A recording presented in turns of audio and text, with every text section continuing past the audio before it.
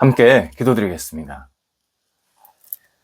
하나님, 너는 내 것이라 말씀을 들려주시며 하루를 시작하게 하심을 감사드립니다. 주님을 바라보는 저희 눈이 오늘도 흐려지지 않게 하옵소서. 좋은 일이 있을 때 주님의 선한 은혜임을 고백 또 고백하게 하옵소서. 어려운 일이 있을 때 주님의 뜻 가운데 인도받고 있음을 확신하게 하옵소서. 사람들을 만나고 헤어질 때 주님의 사랑과 축복으로 대하게 하옵소서. 맡은 바 역할을 할 때 주님께서 주시는 충실함으로 지혜롭게 감당하게 하옵소서. 역할이 끝났을 때 주님께 모든 것을 맡기며 결과를 평안히 기다리게 하옵소서. 병상에 있는 사랑하는 환우들을 오늘도 주님께서 선한 손길로 인도하셔서 하나님 회복과 치유가 나타나게 하시고 주님의 놀라우신 손길이 임하는 하나님의 능력이 나타나는 날이 되게 하옵소서. 영적으로 주님을 바라보게 하시고 하나님을 온전히 의지할 때에 마음의 평안이 감사가 있게 하시며 육체의 아픔도 깨끗이 나아지고 더 회복될 수 있도록 모든 상황들을 주관하여 주옵소서. 하나님께서 사랑의 손길로 어루만져 주시어서 아픈 시간이지만 오히려 하나님의 능력을 공급받는 복 있는 시간 되게 하시고 하나님을 만나서 영원히 살아나는 거룩한 은총이 있게 하여 주옵소서. 옆에서 기도하시는 가족들을 붙잡아 주셔서 힘주시고 위로해 주시고 삶의 여러 가지 여건들을 안정되도록 선하게 이끌어 주시옵소서. 자녀들 하나님께 맡깁니다.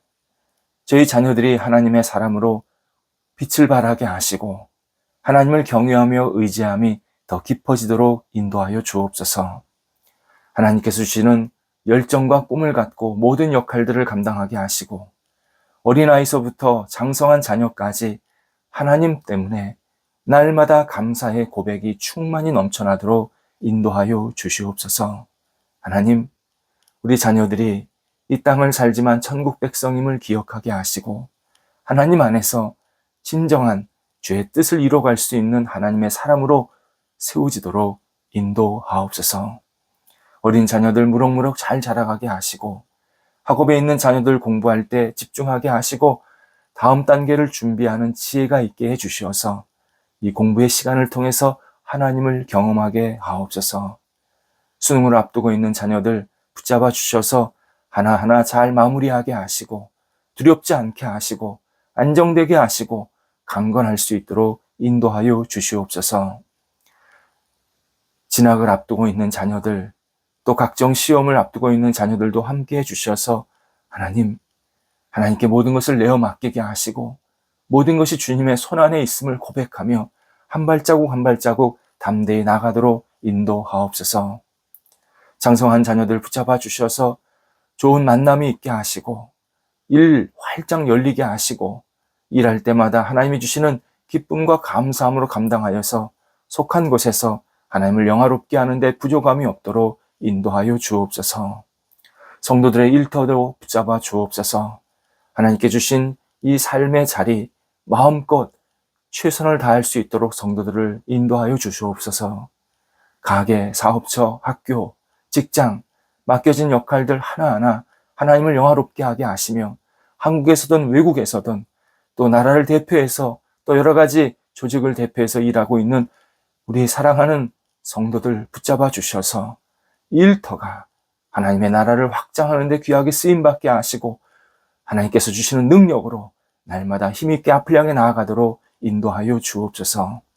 어려움에 있는 일터 주님께서 하시오니 활짝 문이 열리게 하시고 안정되게 하시고 좋은 만남이 있게 하시고 해결될 수 있게 하시고 더 풍성해지게 새롭게 될 수 있도록 역사해 주셔서 일터 속에서 하나님의 능력의 손길을 경험하며 오늘도 찬양할 수 있는 모든 시간들 되게 하옵소서. 또 각자 역할 있는 것 주님께서 아시오니 우리 성도들의 일터가 날마다 흥황케 하시고 도전할 때마다 문이 열리게 하시고 진행되는 것이 순종하게 하시고 은혜 가운데서 잘 마무리되고 좋은 열매들이 맺히게 하여 주셔서 하나님의 사람으로 살기에 어려움이 없도록 인도하여 주옵소서. 줄타하는 성도들을 붙잡아 주옵소서.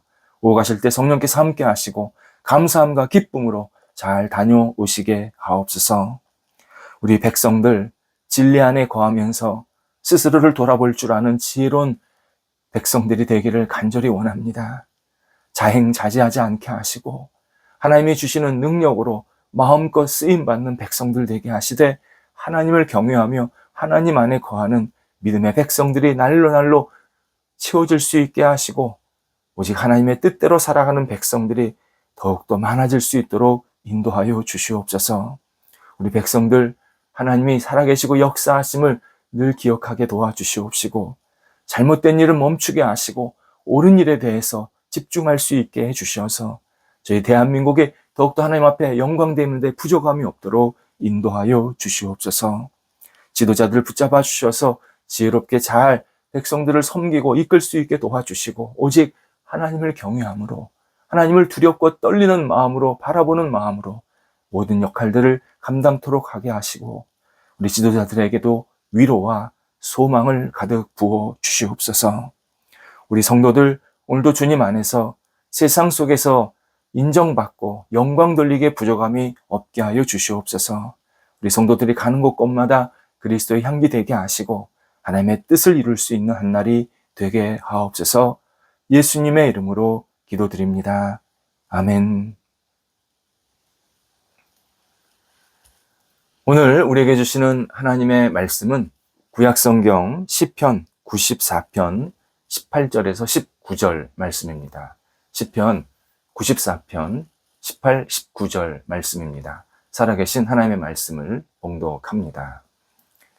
여호와여, 나의 발이 미끄러진다고 말할 때에 주의 인자하심이 나를 붙드셨사오며 내 속에 근심이 많을 때에 주의 위안이 내 영혼을 즐겁게 하시나이다. 아멘. 살면서 염려와 그에 따른 압박감은 일반 사람들은 물론이거니와 신앙인들도 친숙하게 경험하는 일입니다. 하지만 신앙인들에게는 압박감이 항상 나쁜 것만은 아닙니다. 하나님은 우리 인생길에 설정해 놓으신 목표들을 성취해 나갈 수 있도록 압박감이 들어있는, 그러니까 모든 것이 다 좋은 일들만, 별 문제 없는 일들만 생기는 게 아니라 조금 압박감이 들어있는 일들을 종종 만나게 하십니다. 이때 신앙인이 압박감을 감사함으로 잘 이겨내면 더욱 굳건한 신앙으로 서게 됩니다. 신약성경 고린도후서 11장 28절에서 바울은 교회를 생각하면서 자기 마음의 압박감, 근데 그것이 염려 때문에 압박감이 느껴진다고 고백합니다. 바울은 하나님의 사람들의 모임인 교회가 어떻게 하면 하나님을 잘 믿고 섬길 수 있을까에 대해서 고민이 많았던 사도입니다. 그리고 복음을 받아들인 사람들이 이런 고민, 어떻게 하면 교회가 잘 세워질까? 어떻게 하면 하나님께 영광되는 모임이 될까? 라는 이 고민을 같이 공유하기를 기대했고 기도했습니다. 당신은 우상 숭배를 정말 홍수처럼 만났던 그러한 상황이었습니다. 여기 가도 우상 숭배, 저기 가도 잡신, 이런 일들이 비일비재하다 보니까 예수 그리스도를 유일한 구원자로 고백하는 그것도 쉽지 않았고, 그리고 예수님을 유일한 구원자로 고백하면 사람들에게 심한 질책과 핍박도 받았습니다. 이런 상황에서 어떻게 하면 사람들이 하나님께서 기뻐하시는 신앙생활, 하나님만, 유일하신 하나님만을 섬기는 신앙생활을 할 수 있을까? 여기에는 굉장한 중압감이 생겼습니다. 그래서 바울 자신, 그리고 주변 신앙인들을 위해서 늘 간절히 기도할 때마다 바울은 우리가 어떻게 해야 하나님의 뜻대로 잘 모이고 하나님을 잘 섬기고 하나님께 영광이 될 수 있을까를 생각할 수밖에 없었습니다. 그래서 계속 신앙생활을 잘 할 수 있도록 독려하고 같이 중보, 기도하는 시간을 가졌던 겁니다. 그 결과 바울과 주변 신앙인들이 여러 가지 상황 속에서도 예수를 잘 믿게 되었고 핍박을 견뎌냈고 어려움 중에서도 자신들의 신앙을 지킬 수 있었던 담대함이 생겼습니다. 바로 이것이 압박감이 매우 긍정적으로 해결된 대표적인 사례입니다. 만약 처음에 예수 믿는 게 수월했다, 아무 문제 없었다, 그러면 우리 기독교 신앙 이렇게 발전하지 못했을 것입니다. 근데 처음에 강력한 압박감이 있었기 때문에 그것을 신앙으로, 믿음으로, 기도로 잘 헤쳐나갔기 때문에 결국 신앙이 한 단계 더 올라갈 수 있었고 더 확산이 될 수 있었습니다. 하지만 많은 경우 염려와 그에 따른 압박감은 부정적으로 나타납니다. 우리는 하나님을 믿는 일에 염려하는 그러한 일보다는 자신의 생활, 자신의 미래, 자신의 어떤 안위에 대해서 염려하는 시간이 더 많다라는 사실을 진지하게 고백할 수밖에 없습니다.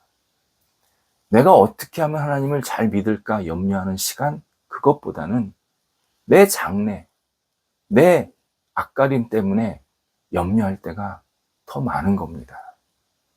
그래서 흔히 멘탈에 문제가 생길 때가 자주 있습니다. 정신적 문제 가운데 하나가 공황장애입니다. 제가 공황장애 있는 분들을 가끔 보게 되고 또 왜 그럴까 좀 글들을 읽어보면 이 전문가들이 공황장애의 출발점에 염려가 있다는 것에 공통적으로 이야기를 해줍니다. 공황장애, 처음에 공황장애로 시작하지를 않고 어떤 염려가 생기면 갑자기 심장이 조여들면서 한기를 느끼게 되고 땀을 흘리게 된다고 합니다. 그리고 견딜 수 없을 것 같은 공포에 휩싸이게 되면서 보이지는 않지만 이 사방의 벽들이 자기를 막 둘러싸고 밀려 들어오는 그러한 느낌을 받게 되면서 장애가 시작이 된다고 합니다. 그렇게 장애가 시작이 되면 방향 감각은 잃어버리게 되고 그리고 가슴이 먹먹해지면서 판단을 제대로 할 수 없다고 합니다. 물론 아무도 그에게 위협을 가하지 않았습니다. 본인 스스로가 내부적으로 두려움 때문에, 염려 때문에 요동치는 상태에 빠지게 된 겁니다. 생활에 대한 압박감, 잘못 다루면 그것들에 대해서 염려가 점점 태산처럼 커지게 되고 영적으로 굉장한 문제가 생깁니다. 영적 문제의 핵심은 현재 상황을 기꺼이 담대하게 맞닥뜨리지 못하고 미래에 대한, 앞으로 일에 대한 이 걱정, 미래에 대한 이 여러 가지 염려, 그래서 미래를 어떻게 하면은 바꿀 수 있을까? 어떻게 하면 잘 마무리할 수 있을까? 이런 것에 초점을 맞춘다는 데 있습니다. 그러니까 영적인 염려의 문제는 지금 현재의 문제가 있는 것보다도 앞으로 있을 문제에 대한 여러 가지 생각들 때문에 생기는 결과입니다. 예수님은 여러 번 염려하지 말라고 말씀하셨지만 여전히 우리는 예수님의 말씀을 외면하거나 기억하지 못하고 염려에 시달립니다. 우리의 관심들이 염려에 변질되도록 그냥 내버려 둡니다. 그러면서 자신이 마치 자신의 인생을 잘 준비하면서 사는 것처럼 생각할 때도 있습니다. 하지만 이것은 염려가 주님의 말씀을 거역하는 죄가 되도록 내버려 두는 대표적인 모습입니다. 결국 염려는 인간적인 방식으로 자신을 통제하려고 하고 자신의 책임에 대해서 태만하게 만들게 합니다. 당연히 뒤돌아오는 것이 죄책감입니다. 이렇게 우리가 생활에서 지혜로운 방법으로 염려의 감정들을 처리하지 못하면 죄책감의 굴레에서 계속 벗어나지를 못합니다. 염려하고 죄책 느끼고, 염려하고 죄책 느끼고, 이것이 반복이 됩니다. 오늘 본문에서 신앙인은 염려가 생긴 모습과 그 염려를 이겨내고 있음을 우리에게 고백해 주고 있습니다. 18절에서 자신의 발이 미끄러진다라는 표현을 썼습니다. 자신에게 큰 근심거리가 생겼다, 염려거리가 생겼다라는 의미입니다. 그러나 그때 하나님의 인자하심이 자신을 붙들어 주셨다. 신앙 경험을 고백하고 있습니다. 또 19절에서도 내 속에 근심이 쌓일 때, 곧 내 속에 염려가 쌓일 때 주의 위안, 곧 주님의 위로를 받았고 자신의 영혼을 즐겁게 하셨다, 기쁘게 하셨다. 또 하나님의 경험을 고백하고 있습니다. 본문의 신앙인이 이런 과정을 통해서 하나님의 인자하심과 위로를 받았는 이 여러 가지 자세한 절차나 어떤 내용들은 언급하지 않고 있습니다. 하지만 하나님은 하나님을 바라보고 의지하는 자에게 다양한 방법과 통로를 통해서 주님의 사랑과 기쁨을 채우시고 있다는 사실은 분명히 우리에게 알려주고 있으십니다. 그래서 염려를 이기게 만드십니다. 염려는 영적인 고질병입니다. 하나님께서 주시는 영적인 능력으로만 이 염려를 이길 수 있습니다. 치유할 수 있습니다. 결국 염려를 이긴다는 것은 영적인 복인 감사의 생활로 넘어가는 일임을 깨닫게 만들어 주십니다. 염려의 반대편에는 감사가 있는 겁니다. 염려를 일부 심리학자들에서는 어떻게 이겨내야 될지 이론적인 공식도 얘기하고요. 또 남의 이야기를 들으면서 자신이 좀 위로받아야 된다. 이런 이야기도 할 때가 있습니다. 제가 어떤 글을 읽었더니 이렇게 제안하는 심리학자들도 있었습니다. 하루에 아침, 저녁으로 15분씩 염려하는 시간을 따로 떼어놓으라는 겁니다.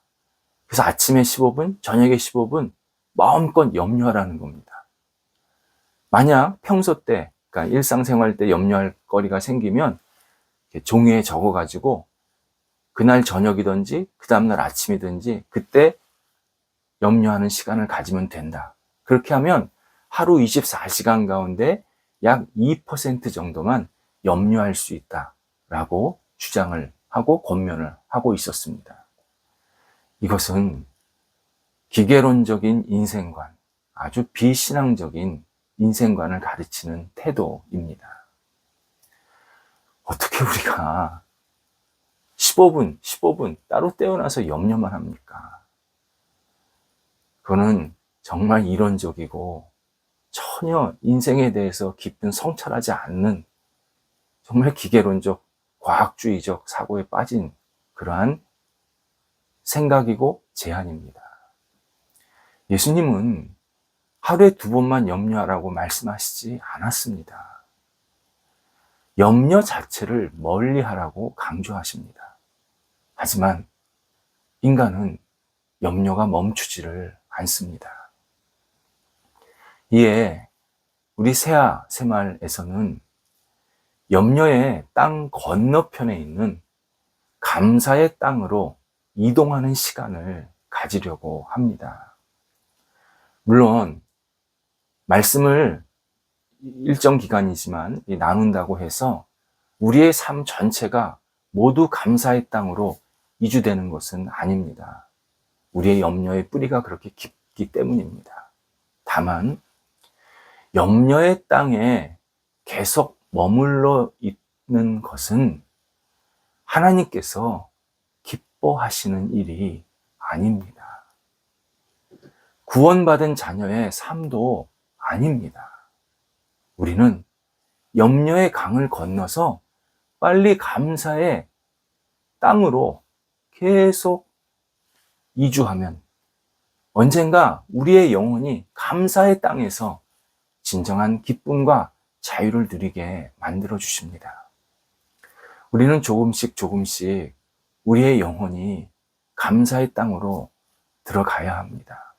처음에는 손이 가야 되고, 발이 가야 되고, 마음이 가야 되고, 머리가 가야 되고, 내 삶 전체가 다 가야 합니다. 감사의 땅에서 살아야 우리 영혼이 살아납니다. 염려의 땅에 있으면 우리 영혼 죽습니다. 어두워집니다. 그래서 다시 이 새벽에 하나님을 생각하면서 어떻게 우리가 감사의 땅으로 갈 수 있을까? 어떻게 감사의 신앙으로 새롭게 될 수 있을까를 깊이 묵상하면서 하나님이 기뻐하시는 삶으로 다시 새롭게 되기를 함께 기도해야 합니다. 기도하겠습니다. 하나님, 저희가 이 땅에 살면서 가지는 염려들, 모든 것을 맡기고 주님께서 주시는 사랑과 은혜의 손길로 채움받기를 간절히 원합니다.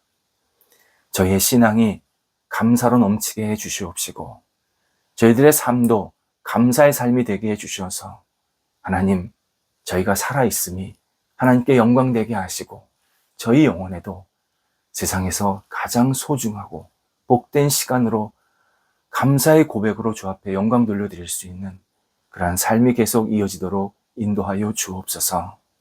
예수님의 이름으로 기도드립니다. 아멘.